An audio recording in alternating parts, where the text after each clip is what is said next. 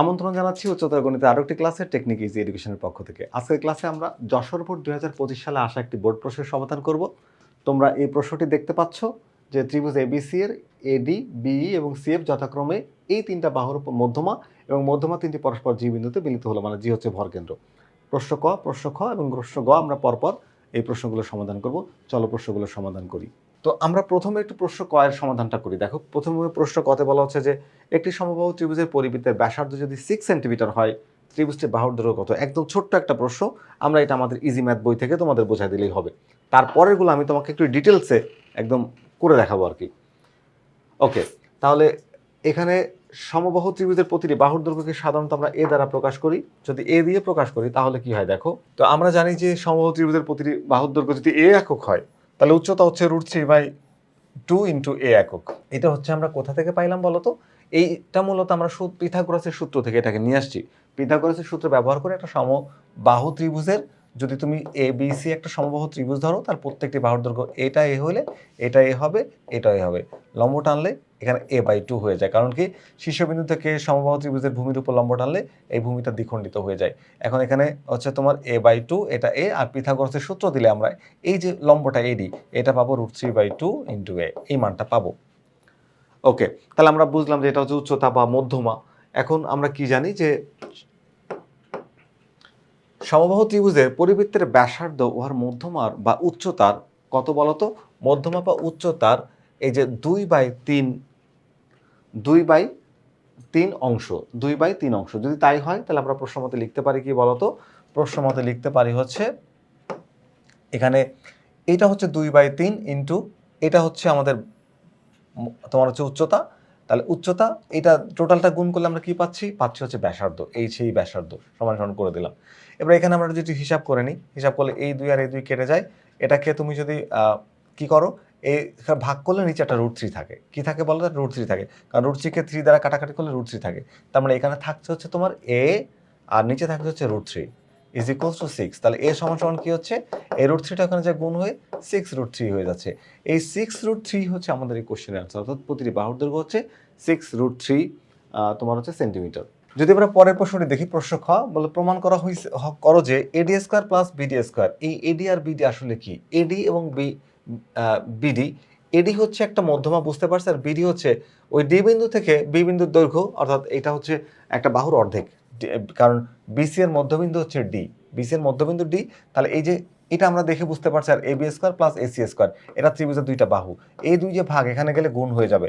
তো এটা দেখেই তোমরা অনায়াসে বুঝতে পারছো এটা হচ্ছে অ্যাপোলোনিয়াসের সূত্রের প্রমাণ। তো অ্যাপোলিয়াসের যে উপপাদ্য সেটা প্রমাণ করবো। এটার জন্য আমাদের পিথাগোরাসের যে সূক্ষ্মকোণী এবং স্থূলকোণী ত্রিভুজের ব্যবহারটা এখানে লাগবে।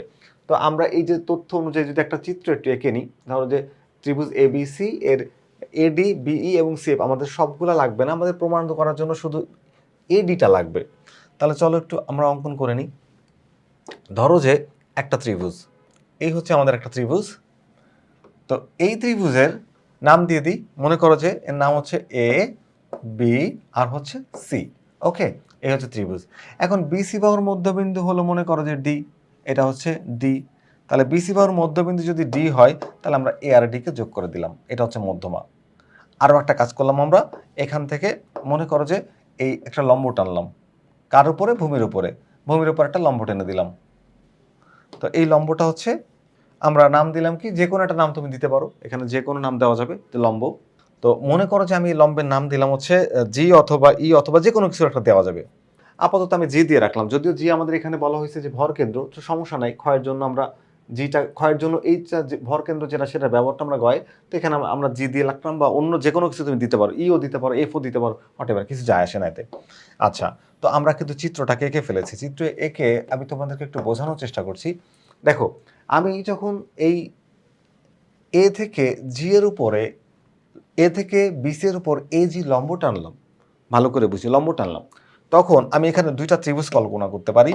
একটা ত্রিভুজ হচ্ছে ত্রিভুজ এ বি ডি, এই যে একটা ত্রিভুজ, ভালো করে খেয়াল করো, একটা ত্রিভুজ। আর একটা ত্রিভুজ হচ্ছে, এটা হচ্ছে যদি এই কোণটাকে তুমি ধরো হচ্ছে সূক্ষ্মকোণ, অথবা তুমি যদি এটাকে ধরো সূক্ষ্মকোণ, এটাকে যদি ধরো সূক্ষ্মকোণ, তাহলে এইটা একটা ত্রিভুজ হলো সূক্ষ্মকোণ ত্রিভুজ। আবার তুমি যদি এই সাইডটাকে একটা ত্রিভুজ ধরো, আর এই কোণটাকে যদি তুমি কোণ ধরো তাহলে এটা স্থূল কোণ। আমার একটা সূক্ষ্মকোণী ত্রিভুজ দরকার, একটা স্থূলকোণী ত্রিভুজ দরকার, দুইটার জন্য দুইটা সূত্র দরকার। একটু যদি আমরা খেয়াল করি, দেখো এখানে তুমি যদি এইখানে এই যে এডি যে বাহুটা, এডি বাহুটার লম্ব যদি তুমি চিন্তা করো, এই যে এডি যে বাহুটা, এডি বাহুটা এখানে এ বিন্দু থেকে তুমি যদি জি বিন্দুতে জি বিন্দু এ জি লম্ব টানো বিসি এর উপরে, তাহলে এই যে অংশটা দেখো, এই যে অংশটা এটা হচ্ছে এবি এর লম্ব বিক্ষেপ। এবি এর কি লম্ব বিক্ষেপ। লম্ব বিক্ষেপটা কি সেটা তো একটা আমরা বেসিক ক্লাসে ব্যাখ্যা করেছি, তোমরা তারপর একটু বলে দিই যে ধরো একটা তলের উপর একটা বাহুর লম্ব বিক্ষেপ আঁকতে চাচ্ছ, ধরো এটা একটা এক্স ওয়াই তল আর এক্স ওয়াই তল, তো এখানে মনে করো এই সিডি একটা রেখা, তো সিডি রেখার লম্ব বিক্ষেপ এক্স ওয়াই তলের উপর বা এক্স ওয়াই বাহুর উপর কতটুকু হবে, তাহলে সি বিন্দু থেকে তোমাকে একটা লম্ব টানতে হবে আর ডি বিন্দু থেকে একটা লম্ব টানতে হবে। ধরো এটা হচ্ছে এবি অংশ, তাহলে এবিটাই হচ্ছে সিবি এর বা সিডি এর লম্ব বিক্ষেপ এক্স ওয়াই এর উপরে। ঠিক একই রকম ভাবে যদি আর একটা চিন্তা করো যে এক্স ওয়াই একটা রেখা আর এখানে সিডি বাহুর লম্ব বিক্ষেপ আঁকবো, তাহলে এটা হলো সি। এখন সি বিন্দু থেকে লম্ব টানার দরকার নেই, কারণ কি সি বিন্দুটা অলরেডি এক্স ওয়াই এর উপর পড়ে আছে। তাহলে তুমি শুধুমাত্র ডি বিন্দু থেকে লম্ব টানবা, টানলা এটা মনে করো যে পি, এই সিপি যে অংশটা এটাই হচ্ছে লম্ব বিক্ষেপ। তো আমাদের ক্ষেত্রে কিন্তু এই সেকেন্ড যে ঘটনাটা ঘটছে যে এডি এর যদি লম্ব বিক্ষেপ আঁকি তাহলে এ থেকে লম্ব আঁকবো এই যে, আর ডি তে লম্ব আঁকার দরকার নেই, কারণ ডিটা অলরেডি বিসি এর উপরে পড়ে আছে, বিসি এর তো বিসি আছে। তাহলে বুঝলাম যে এটুকু হচ্ছে লম্ব বিক্ষেপ। তো এখন আমরা কি করব, আমরা প্রথমে তোমার হচ্ছে এই সূক্ষ্মকোণী ত্রিভুজটাকে নিব, এই কোণটাকে সূক্ষ্মকোণ ধরে, কোণটাকে এটাকে সূক্ষ্মকোণ ধরে, ধরো ত্রিভুজ A B D, A B D এর কোন কোণটাকে সূক্ষ্মকোণ ধরবা, এডিবি, কোণ এ ডি বি সূক্ষ্মকোণ, সূক্ষ্মকোণ। এবার আমরা সূক্ষ্মকোণী ত্রিভুজের ক্ষেত্রে পিথাগোরাসের সূত্র অনুসারে, তাহলে একটু তুমি ডিটেলসে লিখতে পারো পিথাগোরাসের সূত্র অনুসারে। তো সূক্ষ্মকোণী ত্রিভুজের ক্ষেত্রে পিথাগোরাসের সূত্র অনুসারে আমরা কি লিখতে পারি যে সূক্ষ্মকোণের বিপরীত বাহুর উপর অঙ্কিত বর্গ, আর আমাদের কি প্রমাণ করতে হবে আমরা একটু সামনে রেখে দিই, তাহলে প্রমাণ করতে সুবিধা হবে। সূক্ষ্মকোণী ত্রিভুজের সূক্ষ্মকোণের বিপরীত বাহুর উপর অঙ্কিত বর্গ, তার মানে হচ্ছে এর বিপরীতে আছে কি এবি, এই যে এবি স্কয়ার সমান কি হবে, এবি স্কয়ার সমান হবে হচ্ছে অপর দুই বাহুর উপর অঙ্কিত বর্গ। অপর দুই বাহু কোনটা, তাহলে হচ্ছে কোন সংলগ্ন বাহু দুইটা, তার মানে এডি আর হচ্ছে বিডি, এডি আর কি বিডি, তো এডি আর বিডি নিব, তাহলে এডি স্কয়ার প্লাস হচ্ছে বিডি স্কয়ার। তাহলে এইবার এই দুইটার মধ্যে যে কোনো একটা নিব, তো নিলাম মনে করো যে বিডি, কি নিলাম মনে করো যে বিডি, তাহলে যদি বিডি নিই এই নিলাম বিডি, নিলাম হচ্ছে বিডি, আর যে কাকে নেই নিই এডিকে নিয়ে নিই, তাহলে এডিকে যদি না নাও তাহলে এডি এর লম্ব অভিক্ষেপ নিতে হবে, যেটা হচ্ছে এখানে জিডি অথবা জিডি বা ডিজি লিখতে পারো, আমি জি ডি লিখলাম, এটা লম্ব অভিক্ষেপ। এর অন্তর্গত আয়তক্ষেত্র, এটা দৈর্ঘ্য এটা প্রস্থ গুণ করলে হয় আয়তক্ষেত্র, তার দ্বিগুণের সমষ্টির দ্বিগুণ পরিমাণ কম, এটা হচ্ছে আমাদের 1 নম্বর সমীকরণ ধরে নাও। কারণ কি দেখো, এই যে সূক্ষ্মকোণের বিপরীত বাহুর উপর অঙ্কিত বর্গ হবে অপর দুই বাহুর উপর অঙ্কিত বর্গ, এবং অপর দুই বাহুর যে কোনো একটি আর অপরটির লম্ব বিক্ষেপের অন্তর্গত আয়তক্ষেত্রের দ্বিগুণের সমষ্টির দ্বিগুণের পরিমাণ কম। এটা হচ্ছে পিথাগোরাস তার সূক্ষ্মকোণী ত্রিভুজের ক্ষেত্রে এটা প্রমাণ করেছে, এই প্রমাণও কিন্তু আমরা করে দেখিয়েছি, তবে এইটার জন্য আমার এই প্রমাণটা দেখানোর দরকার নাই, শুধু এই সূত্রটাকে ব্যবহার করলেই হবে। এরপরে যেটা দেখো, এখানে যেটা হচ্ছে এই ত্রিভুজটাকে একটু খেয়াল করো, ত্রিভুজের নাম কি বলতো, ত্রিভুজের নাম হচ্ছে এবিডি, এবং এটা কিন্তু স্থূলকোণী ত্রিভুজ। এটা কি টাইপের ত্রিভুজ, স্থূলকোণী ত্রিভুজ। তো আমরা লিখবো যে ত্রিভুজ, আচ্ছা প্রমাণের জন্য আমি ত্রিভুজটাকে একটু নিচে নিয়ে আসি, কারণ আমাদের চিত্র দেখে দেখে কিন্তু প্রমাণ করতে হবে।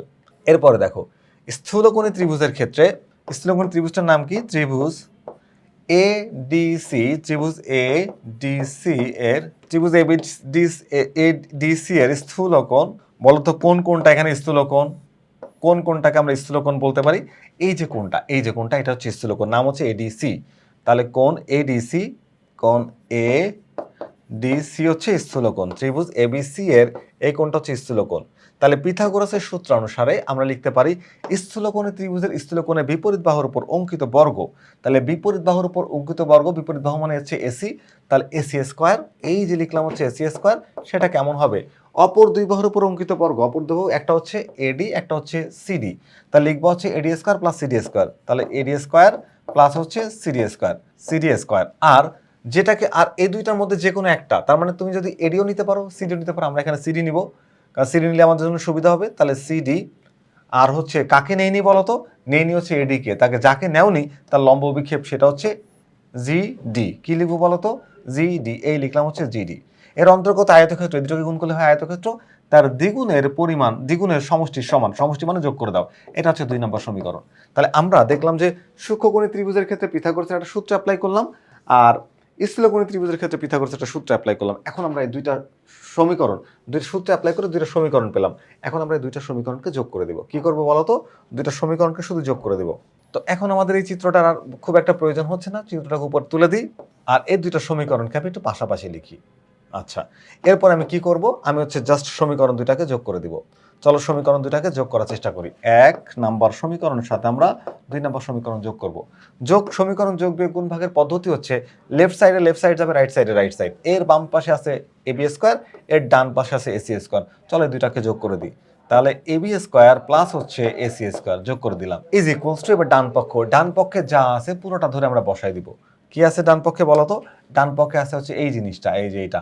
তাহলে এই পুরোটাকে ধরে যদি আমরা এখানে এনে বসাই দিই, এই যে তার সাথে আমরা যোগ করব কোনটা? তার সাথে আমরা যোগ করব হচ্ছে এই যোগ চিহ্ন দিলাম। এবার এই পাশে যে ডান সাইডে যে অংশটা আছে এইটা, তাহলে এটাকেও এনে আমরা এখানে কি করব? বসাই দিলাম, এই যে বসাই দিলাম। দুইটা সমীকরণ কি হয়ে গেল? যোগ হয়ে গেল।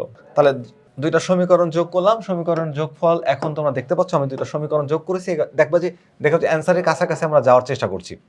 ওকে, চলো এবার তাহলে এখানে লিখি হচ্ছে এ বি স্কোয়ার, বাম পক্ষ মানে এই পক্ষটা অলরেডি চলে এসেছে, A B square plus AC square is equals to AD, আর এখানে আছে এডি, দুইটা এডি স্কোয়ার। তাহলে এখানে আসবে কি বলতো? 2 এডি স্কোয়ার। এরপরে দেখো 2 এডি স্কোয়ার তো যোগ হলো। এখানে একটু আমরা যদি খেয়াল করি, এখানে বিডি তো লিখবো হচ্ছে বিডি, কি লিখবো? প্লাস হচ্ছে বিডি স্কোয়ার মাইনাস 2 বিডি আর হচ্ছে জিডি। এরপরে আসো এই সিডি স্কোয়ারকে আমি সিডি না লিখে আবারও বিডি লিখতে পারবো। কেন লিখতে পারবো বলো তো? কেন লিখতে পারবো? একটু যদি চিত্রটা দেখো, যেহেতু এখানে একটু যদি মনোযোগ দেই আমরা, এখানে ডি হচ্ছে বিসি এর মধ্যবিন্দু, কারণ এডি হচ্ছে মধ্যমা প্রশ্নে বলা আছে। তাহলে ডি হচ্ছে বিসি এর মধ্যবিন্দু। ডি যদি বিসি এর মধ্যবিন্দু হয়, তাহলে বিডি আর সিডি সমান হয়। বিডি আর সিডি কি হয়? সমান হয়। এবং বিডি আর সিডি যদি সমান হয়, তাহলে আমরা বিডিকে সিডি দিয়ে কনভার্ট করতে পারি, অর্থাৎ বিডিকে রিপ্লেস করে সেখানে আমরা সিডি নিয়ে আসতে পারি। তো এখানে সিডির পরিবর্তে আমরা বিডি অথবা বিডির পরিবর্তে সিডি লিখতে পারি, যাতে আমরা প্লাস মাইনাস করতে পারি সহজে। তাহলে এবার দেখো এখানে খেয়াল করে দেখো, 2 সিডি না লিখে কি লিখবো? লিখবো হচ্ছে বিডি ইন্টু জিডি। এখানে একটু সাইডে নোট দিয়ে দাও যে CD equals to BD, CD equals to BD অথবা বিডি ইকুয়ালস টু সিডি, যেভাবে লেখো কোনো প্রবলেম নাই। এরপরে আসো একটু যোগ বিয়োগ করা যাক।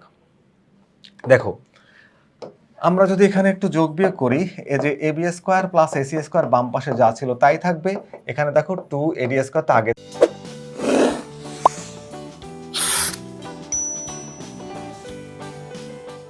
থেকেই ছিল। আর একটু খেয়াল করো বিডি স্কোয়ার এখানে একটা আর এখানে একটা, মোট কয়টা? দুইটা। তাহলে আমরা যোগ করলে পাবো 2 বিডি স্কোয়ার। আচ্ছা, এটা দেখো প্লাস, এটা দেখো মাইনাস, মাইনাস প্লাসে ঘ্যাচাং করে কেটে দাও।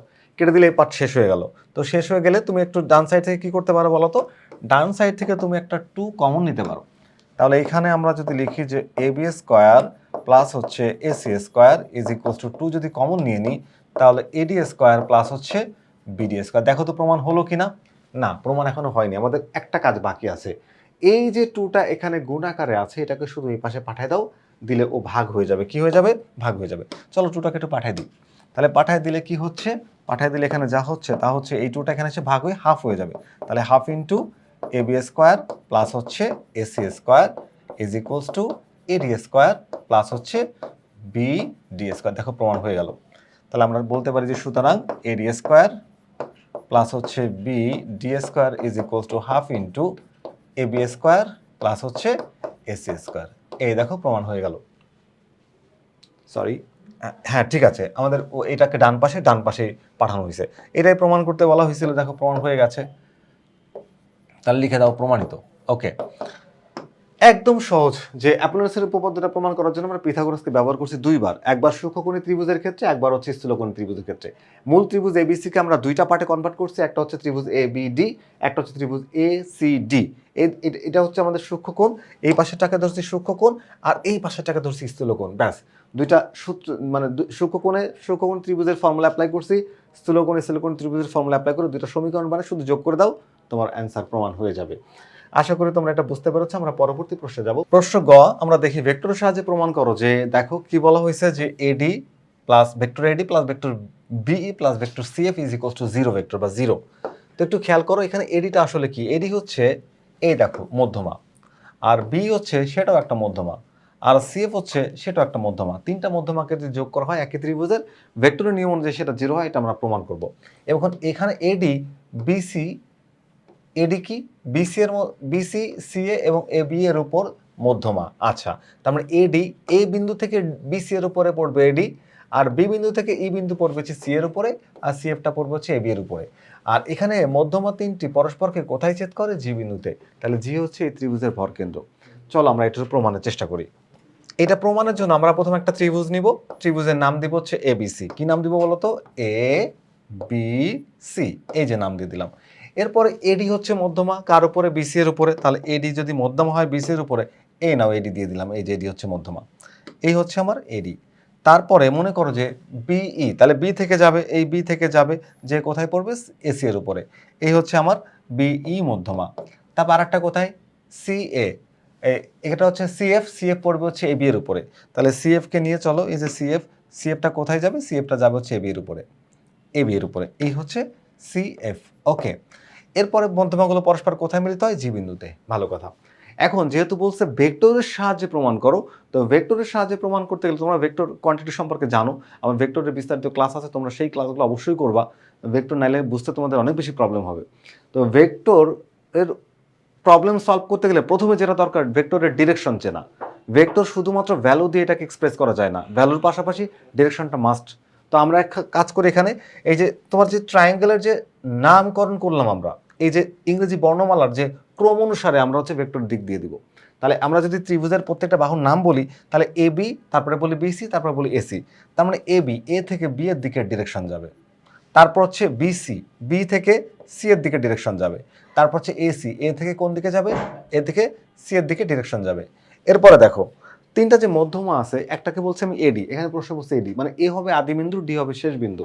তাহলে এ হচ্ছে ইনিশিয়াল পয়েন্ট, ডি হচ্ছে টার্মিনাল পয়েন্ট, গেল এ ডি, এ থেকে ডি এর দিকে। এরপরে বি, বি থেকে যাবে কোন দিকে? ই এর দিকে। তারপরে সিএফ, সি থেকে যাবে হচ্ছে এফ এর দিকে। এই দেখো আমি সুন্দর করে ভেক্টরের দিক দিয়ে ফেললাম। এখন এই ভেক্টর দিক অনুযায়ী তিনটা মধ্যমাকে যোগ করে আমরা জিরো দেখাই দেবো। তাহলে চলো দেখানোর চেষ্টা করি। এই যে আসো প্রমাণে। প্রথমে আমরা এক কাজ করব, এটা হচ্ছে আমরা গয়ের সমাধান করছি কোশ্চেন। আচ্ছা, প্রথমে আমরা কি করব? এডি ভেক্টরটার মান বের করার চেষ্টা করব। তো এডি ভেক্টরটার মান যদি আমি বের করতে চাই, তাহলে ভালো করে খেয়াল করো, আমি এই ত্রিভুজটাকে নিতে পারি, সেখানে এডি পাবো, অথবা আমি এই ত্রিভুজটাকে নিতে পারি, সেখানে আমি এবি পাবো। তাহলে চলো আমি প্রথমে এবিডি ত্রিভুজটাকে নিই। ধরো ত্রিভুজ, ত্রিভুজ এ বি ডি এর ক্ষেত্রে, এই ত্রিভুজের ক্ষেত্রে কি হবে? দেখো ত্রিভুজ এ বি ডি এর ক্ষেত্রে আমরা কি জানি যে, যদি আমি এখানে ত্রিভুজ সূত্র ব্যবহার করি, ট্রায়াঙ্গেল ল অ্যাপ্লাই করি, তাহলে আমি পাবো কি? আমরা জানি যে ভেক্টরের যাদেরকে যোগ করা হয় তাদের দিক হয় একই দিকে। তাহলে যারা একই দিকে থাকবে তাদেরকে তুমি যোগ করে অপোজিট ডিরেকশনে যেটা থাকবে সেটা তুমি তার যোগফল বা লব্ধি পাবা। এইগুলো বোঝার জন্য তোমাদের অবশ্যই কিন্তু ভেক্টরের বেসিক ক্লাস করতে হবে, নাহলে প্রথমবারই এসে তোমার এই সিকিউর মধ্যে এই কোশ্চেন সলভ করার বোঝাটা একটু কঠিন হয়ে যাবে। আমার ধারণা যে তোমাদের এই বেসিকটা আছে। তাহলে চলো এখানে এ বি ভেক্টরের দিক দেখো আর বিডি ভেক্টরের দিক দেখো, এই দিক কিন্তু একই দিকে। তাহলে এই দুইটাকে আমি যোগ করতে পারবো। কি করতে পারবো? তাহলে আমরা লিখবো হচ্ছে এ বি ভেক্টর প্লাস হচ্ছে তোমার হচ্ছে বিডি ভেক্টর, বিডি ভেক্টর, এই দুইটা ডিরেকশন সেম, অপোজিট ডিরেকশন আছে এডি। তাহলে এখানে আমরা লিখতে পারি হচ্ছে সমান সমান এডি ভেক্টর। এই যে লিখে দিলাম এডি ভেক্টর। এখন আমি তো বললাম যে আমার হচ্ছে এডির ভ্যালু দরকার, এডির ভ্যালু কিন্তু অলরেডি পেয়ে গেছি। তো এডির ভ্যালু যেহেতু পেয়ে গেছি, এক কাজ করা যাক, এখানে আমরা একটু ঘোরায় যদি লিখি, ধরো যে বা এখানে AD vector is equals to AB vector plus হচ্ছে বিডি ভেক্টর। একটু যদি আমি মনোযোগ দিই, এ দেখো বিডি, এই যে হচ্ছে বিডি, বিডি অ্যাকচুয়ালি কি বলতো? বিডি ভেক্টর, এখানে ডি হচ্ছে বিসি এর মধ্যবিন্দু। ডি কি বলতো? ডি হচ্ছে বিসি এর মধ্যবিন্দু। তো ডি যদি বিসি এর মধ্যবিন্দু হয়, তাহলে আমরা এই বিডি ভেক্টর সমান কি লিখতে পারি বলতো? এই বিডি ভেক্টর না লিখে এখানে যদি আমি লিখে দিই হাফ অফ বিসি, তোমরা মনে মাইন্ড করবে না, কারণ ডি হচ্ছে বিসি এর মধ্যবিন্দু। এই জন্য বিডিকে আমরা হাফ অফ বিসি লিখলাম, এবং সেটা আমি একবারে করে ফেলছি। একবারে করে ফেললে কি হলো, আমার ম্যাথটা একটু ছোট হলো, তোমাদের কাছে মনে হলো যে একটু সহজ হলো। গেল, প্রথমে আমি এডির মানটা বের করে ফেলছি। এরপরে আসো একই রকম ভাবে যদি আমি এরপরে বিই, বিই কোথায় আছে বলো তো? এই যে, তো বিইর জন্য আমি এই ত্রিভুজটাকে নিতে পারি, এই ত্রিভুজটাকে নিতে পারি। তুমি যদি একটু খেয়াল করো এখানে এ বি এর ডিরেকশন যদি এন্টি ক্লকওয়াইজ আছে, এটা এন্টি ক্লকওয়াইজ আছে, আর এইটা হচ্ছে অপোজিট ডিরেকশন ক্লকওয়াইজ আছে, তার মানে যে দুইটা ডিরেকশন সেম তাদেরকে আমি অ্যাড করে বা যোগ করে আমি তার বিপরীত ডিরেকশন তার লব্ধিটা লিখতে পারি। তাহলে চলো এখানে এ বি, তাহলে আমি কোন ত্রিভুজটাকে এখানে ব্যবহার করব? ত্রিভুজ এ এ ই এ বি ই। তাহলে ত্রিভুজ এ বি ই এর ক্ষেত্রে, ত্রিভুজ এ বি ই এর ক্ষেত্রে কি হবে বলতো? এ বি ই এর ক্ষেত্রে প্রথমে এ বি ভেক্টরটাকে নিব, তার সাথে যোগ করব বিই ভেক্টর, এদের ডিরেকশন একই দিকে, বিই ভেক্টর সমান সমান লিখবো হচ্ছে এই ভেক্টর এ ই ভেক্টর। ভালো করে খেয়াল করো আমরা এখানে কি করছি বলতো? প্রত্যেক জায়গায় আমরা ত্রিভুজ সূত্র ব্যবহার করছি। তো ত্রিভুজ সূত্র ব্যবহার করলাম ভালো। আর আমরা এখানে বের করতে চাচ্ছি হচ্ছে বিই এর ভ্যালু। কিসের ভ্যালু বের করব? বিই এর ভ্যালু। তো বিই এর মান যদি বের করতে চাই তাহলে এবি কে ওই পাশে সরায় দাও, এবি কে ওই পাশে সরাই দিলাম, সরাই দিলে কি হচ্ছে? BE vector is equals to এই ভেক্টর মাইনাস হয়ে যাবে হচ্ছে এবি ভেক্টর। এবি ভেক্টরটা এই পাশে পজিটিভ ছিল, পাশে নেগেটিভ হবে। এখন একটু খেয়াল করো আমরা প্রত্যেকটা ত্রিভুজের বাহুর নাম অনুযায়ী এখানে মান রাখার চেষ্টা করব। তো এখানে আছে আমাদের এইটা আসলে কি হচ্ছে? এসি এর মধ্যবিন্দু, তাহলে এই পরিবর্তে লেখা যায় হাফ অফ এসি। কি লেখা যায় বলতো? Half of AC. তাহলে আমরা এইটাকে তুলে এখানে লিখতে পারি কি বলতো? Half of AC vector. এটাকে ধরো 2 নাম্বার সমীকরণ। কয় নাম্বার সমীকরণ ধরবো? 2 নাম্বার। চিত্রটাকে একটু নিচে নিয়ে আসি, কারণ আমাদের চিত্রটা কিন্তু প্রয়োজন বোঝানোর জন্য। ওকে, আরেকবার আসো। এরপরে আমার দরকার হচ্ছে সিএফ এর ভ্যালু। কিসের ভ্যালু দরকার? সিএফ। তো সিএফ এর ভ্যালু যদি দরকার হয়, খেয়াল করে দেখো, এই হচ্ছে সিএফ। তাহলে সি থেকে এফ এর দিকে আমরা এই ত্রিভুজটাকে নিয়ে এখানে কাজ করতে পারি। ত্রিভুজ এসিএফ। কোন ত্রিভুজ নিতে পারি? ত্রিভুজ এসিএফ। তাহলে চলো ত্রিভুজ এসিএফ কে নিয়ে কাজ করার চেষ্টা করি। তাহলে আবার ত্রিভুজ এ সি এফ এর ক্ষেত্রে, এই ত্রিভুজের ক্ষেত্রে কি হয় আমরা দেখব যে কার দিকে কে আছে। এখানে এ সি এবং সি এফ এদের ডিরেকশন হচ্ছে এন্টি ক্লকওয়াইজ, এর ডিরেকশন এটা ডিরেকশন হচ্ছে ক্লকওয়াইজ, ঘড়ির কাঁটার দিকে, আর এন্টি ক্লকওয়াইজ হচ্ছে এ এফ। তাহলে আমরা যে দুইটা ডিরেকশন সেম তাদেরকে যোগ করে দিই, তার মানে এসি ভেক্টর তার সাথে যোগ হবে C F vector is equals to A F vector লেখা যাবে। এরপরে আসো আমরা বের করতে চাচ্ছি আসলে এই সিএফ এর ভ্যালু। তাহলে সিএফ এর মান যদি বের করতে চাই তাহলে সিএফ কে রেখে দাও, আর এখানে এএফ ভেক্টরটা রাখো, আর এসি কে ওই পাশে পাঠিয়ে মাইনাস করে দাও। মাইনাস হচ্ছে এসি ভেক্টর। এবার এএফটা অ্যাকচুয়ালি কি? এএফটা হচ্ছে এবি এর অর্ধেক। এএফটা হচ্ছে এবি এর অর্ধেক। তো এএফ কে তুলে আমরা কি লিখতে পারি বলতো? এই এএফ কে তুলে আমরা হাফ অফ এবি লিখতে পারি, হাফ অফ এবি ভেক্টর। এটাকে ধরো 3 নাম্বার সমীকরণ। এখন আমরা এই 3 নম্বর সমীকরণকে, 3টা সমীকরণকে যোগ করে দিব। 3টা সমীকরণ যখন আমি যোগ করছি তখন লিখব হচ্ছে 1 + 2 + 3। এই 3টা ইকুয়েশন অ্যাড করো, সবগুলোর বাম পাশে যোগ হবে। প্রথমে আমরা 1 নম্বরে বের করছি কি দেখো? এডি, তারপরে হচ্ছে বিই, তারপর হচ্ছে সিএফ। তাহলে এখানে এডি ভেক্টর প্লাস হচ্ছে বিই ভেক্টর প্লাস হচ্ছে CF vector is equals two কি লিখবো? এবার চলো 1 নম্বরের ডান পাশে কি আছে? 1 নম্বরের ডান পাশে আছে হচ্ছে এই অংশটা, এই যে অংশটা। তাহলে চলো এইখান থেকে আমরা এই অংশটাকে নিয়ে যাই, নিয়ে জাস্ট এখানে আমরা যদি বসাই দিই, তো আমরা কি করলাম দেখো তো? এই যে আমরা এখানে এই প্রথম 1 নম্বর সমীকরণের ডান পাশটা নিয়ে আসছি। এবার 2 নম্বর সমীকরণের ডান পাশে কি আছে দেখো তো? 2 নম্বর সমীকরণের ডান পাশে আছে এই অংশটা। তাহলে আমরা এটাকে একটু নিয়ে আসি, এই যে এনে এখানে তুমি দিয়ে দাও এবং ওদের মধ্যে যোগ চিহ্ন দিয়ে দাও, এই দিলাম যোগ চিহ্ন। তারপরে 3 নম্বর সমীকরণের ডান পাশে কি আছে বলো তো? এই যে এই অংশটুকু, এইটাকে আমি নিয়ে আসি, এনে আমরা এখানে বসাই দিলাম, এই যে বসাই দিলাম, যোগ হয়ে গেল। এবং পুরোটাকে আমরা একটা কালার দিই, তাহলে বুঝবা যে এটা একটা লাইন। আমি কি করলাম? 3টা সমীকরণকে আমি যোগ করেছি। তো 3টা সমীকরণ যখন আমি যোগ করছি, 3টা সমীকরণ যখন আমি যোগ করছি তখন দেখো যে এখানে 3টা সমীকরণ যখন আমি যোগ করছি তাহলে এর বাম পক্ষে যা থাকবে তা তো থাকবে, এটা আমার অলরেডি প্রমাণ হয়ে গেছে। তার মানে হচ্ছে এখানে এ ডি ভেক্টর প্লাস হচ্ছে বিই ভেক্টর প্লাস হচ্ছে C F vector is equals to, দেখো প্লাস এবি মাইনাস এবি ঘ্যাচাং করে কেটে যায়, ভালো কেটে দিলাম, কোনো ব্যাপার না। তো এখানে কাটা গেলে তাহলে এখানে থাকলো হচ্ছে হাফ অফ বিসি ভেক্টর, এখানে থাকে এসির আবার কি হচ্ছে বলো তো? এসিটা আবার এখানে দেখো, এই যে এসি আবার মাইনাস এসি আছে এখানে, plus half AC minus half AC, minus করলে থাকবে হচ্ছে মাইনাস, কি থাকবে বলো তো?